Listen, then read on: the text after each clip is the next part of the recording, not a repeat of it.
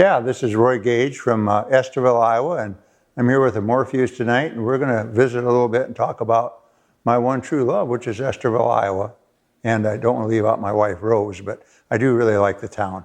I moved here in the early 70s, and one of the things that has always drawn me to Estherville that I've really appreciated about it is we have the Des Moines River comes right through town. And it's just, I canoed on it when I was a kid. You know, I came here in my early 20s and bought a canoe I still have today.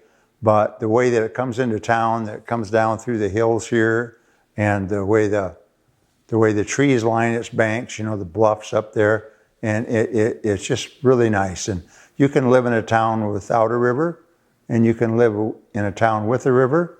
If you've got the choice, I would suggest taking the river. It's really nice. Another nice part about our town thing is the Iowa Great Lakes, West Okoboji, East Okoboji, Spirit Lake are right next door. They're about 15 miles away.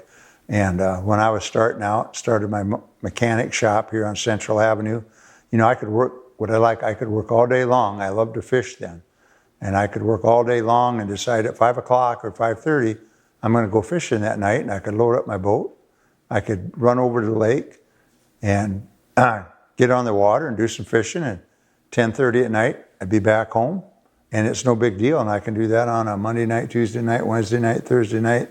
You know, all over Iowa, there are people who really want to go to Iowa Great Lakes to fish and to party, to vacation, and just have a good time. It's just a wonderful area. Our town really took some hits back in the late 70s and early 80s, and the biggest thing was when Morales closed up. It was a big packing plant, and it really we lost hundreds of jobs, and they were good paying jobs. In a town our size, it just really, really hurt. One more thing that happened was they changed the way they raised pigs, and everybody vertically integrated, and they put in the large pig palaces. And what that did when they vertically integrated was it wiped out Golden Sun Feeds, which had been here for years, was started in town. And also Kent Feeds. So we had to absorb that loss.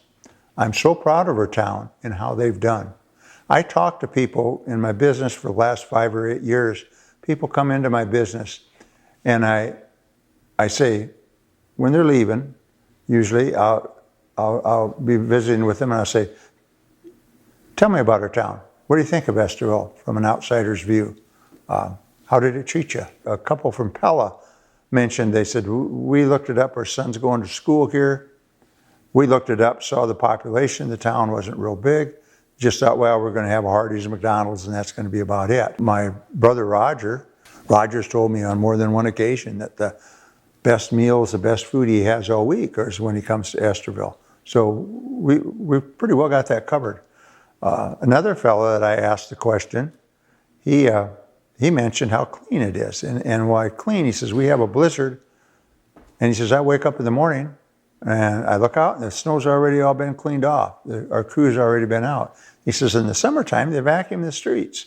He says, I'm from Wisconsin. I'm just not used to that. And everybody mentions how friendly our town is. I'm starting to think that maybe there's something to it, you know? The town has changed so much. There's so many businesses that have been added, so many buildings that have been added. It's been cleaned up so much. Our city council, a number of years ago, started a program. We're building in the central business district. They'll help you out if you want to put new windows or anything, our nice brick, old-fashioned buildings that we've got. And that's really helped to clean up the downtown. The building we're doing this recording in tonight is in the old Penny's building, which I'll admit at the time that it came up, I thought it'd make a nice parking lot. A group of people got together and they saved this building. We've got the coffee shop and a wood shop down below it, and we've got the studio up here, and I love it. It has an ambience, and that's what the people from Pella mentioned. And there's so many houses being built and remodeled, and just people out working, and you can just tell they feel good about our town. And my family and I love it, and we'd like to have you come visit it too. So that's Hometown Wisdom with Roy Gage, and I hope you enjoyed it as much as I did. Thank you.